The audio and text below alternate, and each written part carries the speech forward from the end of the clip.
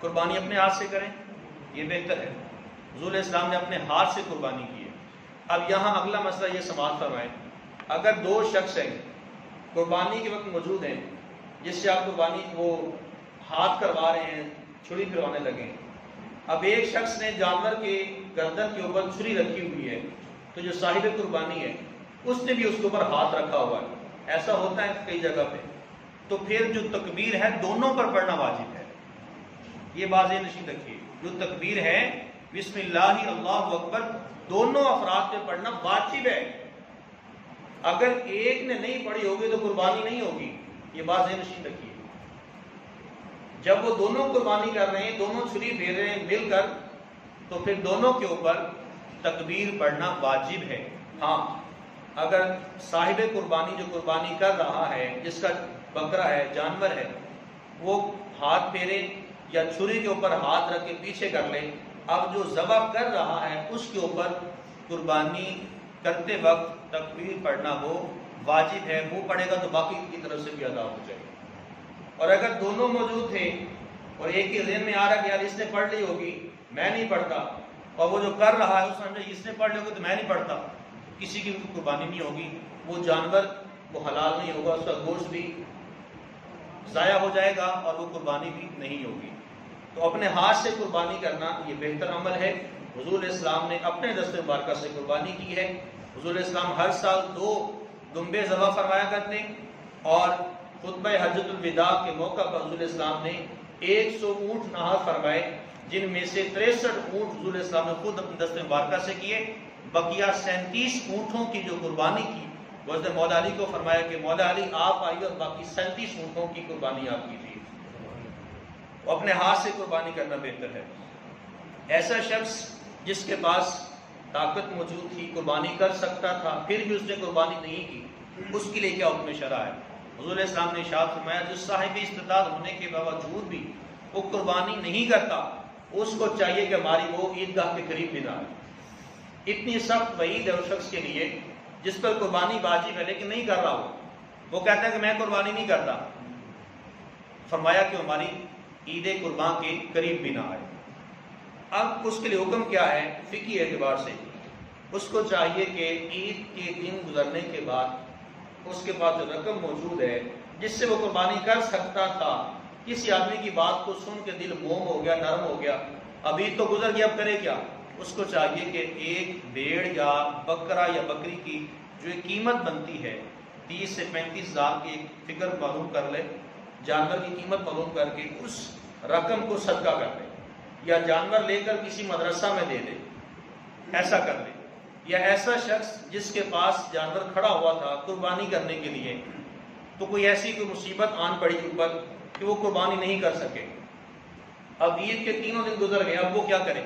اس کو چاہیے کہ وہ جانور سارے کا سارا صدقہ کر دے، یا تو اس کو پکڑ کے سیدھا کسی مدرسہ میں لے جائے، یا یوں کرے کہ اس کو ذبح کروا کر اس کا گوشت بنا کر محلے میں تقسیم کر دے۔ یہ اس شخص کے لیے حکم ہوگا۔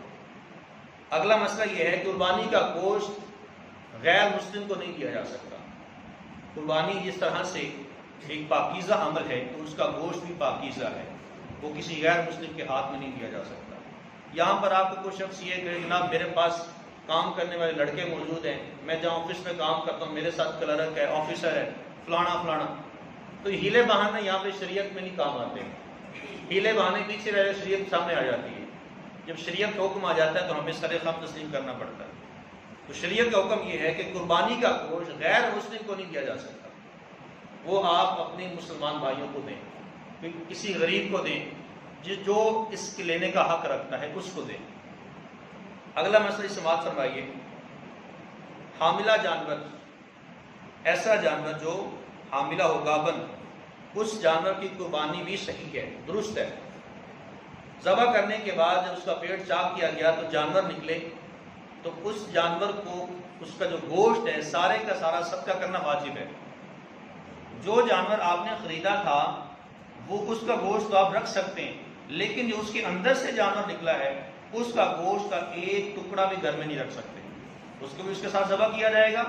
ذبح کرنے کے بعد اس کا گوشت سارے کا سارا صدقہ کا ذریعے شریعت کا مسئلہ ہے۔ اگلا مسئلہ یہ ہے، اگر کسی کے حکم کے بغیر کسی شخص نے قربانی اس کی طرف سے کر دی. ابھی فلاں شخص نے نہیں کہا تھا کہ میری طرف سے قربانی کرنا، اس نے اس کی طرف سے پیسے لے کے قربانی کر لی تو قربانی نہیں ہوگی جب تک کہ اس شخص کی اجازت نہیں ہوگی. ایک بات. دوسری بات کی 7 حصے شامل ہو رہے تھے، بڑے بھائی نے کہا میں چھوٹے بھائی کا حصہ بھی شامل کر دوں، اپنی طرف سے 15,000 روپے نکال کے بھی دے دیا، یہ میرے چھوٹے بھائی کی طرف سے بھی حصہ ہو جائے گا. اس کو پتہ بھی نہیں ہے، حالانکہ پیسے اسی سے لیے جانے تھے. بڑے بھائی نے تو ادھار کے طور پہ لے چلو بھائی سے میں لے لوں گا، بھائی کو پتہ بھی کوئی نہیں ہے میری طرف سے قربانی ہو رہی ہے تو قربانی نہیں ہوگی جب تک کہ چھوٹا بھائی اجازت نہیں دے گا کہ میری طرف سے آپ قربانی کر دیں. اسی طرح سے ایسے 7 حصے بڑے جانور میں اس میں سے کوئی ایک شخص ایسا موجود ہے جس کے گوشت کھانے کی نیت ہے، صرف قربانی کرنے کی نہیں ہے، بس اس یہ کہے گا یار مجھے گوشت مل جائے گا، بس اس نے گوشت کھانے کی نیت سے وہ حصہ ڈال رہا ہے، وہ اس ایک شخص کی وجہ سے باقی 6 لوگوں کی بھی قربانی نہیں ہوگی. اس چیز کا خیال رکھنا ضروری ہے. یہ مسئلہ پچھلے سال بھی عرض کیا گیا تھا. اس سے اگلا مسئلہ سماعت فرمائیے. خصی جانور کی قربانی کرنا شرعی طور پہ جائز ہے، اس میں کوئی قباحت نہیں ہے، بلکہ رسول اسلام نے خصی جانور کی قربانی کرنے کو پسند فرمایا ہے، اس لیے کہ اس کا جو گوشت ہے یہ لذیذ ہوتا ہے اور عمدہ ہوتا ہے اور بہترین ہوتا ہے اور کھانے کے قابل بھی ہوتا ہے. اگلا مسئلہ. کسی شخص کی ساری آمدنی یا آمدنی کا کچھ حصہ جس کے بارے میں آپ کو علم دیا کہ یہ فلاں شخص ہے جو حرام کی کمائی اس کی ہے، لیکن اس کے ساتھ وہ قربانی میں حصہ ڈال رہا ہے، 7 حصے ہیں تو 7 حصے دار وہ بن رہا ہے، آپ کو پتہ یہ شخص حرام کمائی کماتا ہے، اس شخص کو اپنے ساتھ شامل مت ہونے دیں. اس ایک منحوس شخص کی کمائی کی وجہ سے باقی 6 لوگوں کی بھی قربانی نہیں ہوگی. یہ احتیاط ضروری ہے. اسی طرح سے بڑے جانور میں 7 حصے ہوتے ہیں تو ان میں سے ایسا نہیں ہو سکتا کہ ایک حصے کو 2 میں تقسیم کیا جائے، وہ ایک حصہ ایک ہی شخص کی طرف جائے گا. اگر 7 ہیں تو 4 آدمی 4 حصہ ایک آدمی لے لے اور 3 حصے ایک آدمی لے، یہ قربانی جائز ہے. یا 2 حصے ایک آدمی لے لے، بقیہ جو 5 ہے وہ ایک لے لے. ایسا نہیں ہو سکتا کہ ایک آدمی 3.5 لے اور دوسرا بھی 3.5 لے لے، وہ کسی کی بھی قربانی نہیں ہوگی، وہ قربانی نفلی صدقہ ہو جائے گا. آخری مسئلہ جو ہمارے عام عمومی طور پہ معاشرے میں رائج ہے، لوگ تنگ آ جاتے ہیں قربانی سے، بو آتی ہے، چارہ ڈالنا پڑے گا، خون نکلتا ہے، کپڑے ناپاک ہو جاتے ہیں، کہتے ہیں کوئی بات نہیں سی قیمت دے کے صدقہ کر دیں گے. شریعت کا حکم یہ ہے خون بہانا ہے، ذبح کرنا ہے. ایسا نہیں ہو سکتا اگر آپ 50,000 کا جانور لینے کی بجائے اگر آپ 50 لاکھ روپے بھی پورے محلے میں تقسیم کر دیں آپ کی قربانی نہیں ہوگی. یہ بات ذہن نشین رکھیں. یہ لبرل طبقہ جو ہمارا ہے، زیادہ پڑھے لکھے لوگ جو ہیں، وہ یہ ایسی ہیلے بہانے، جیسے یہ عید قربان قریب آتی ہے بہانے شروع کر دیتے ہیں.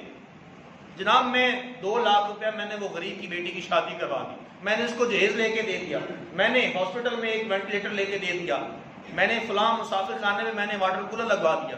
بھائی آپ 100 واٹر کولر لگوائیں، آپ 100 وینٹیلیٹر لے کے دے دیں، آپ 100 بچیوں کی شادیاں کروا دیں، قربانی واجب ہی رہے گی.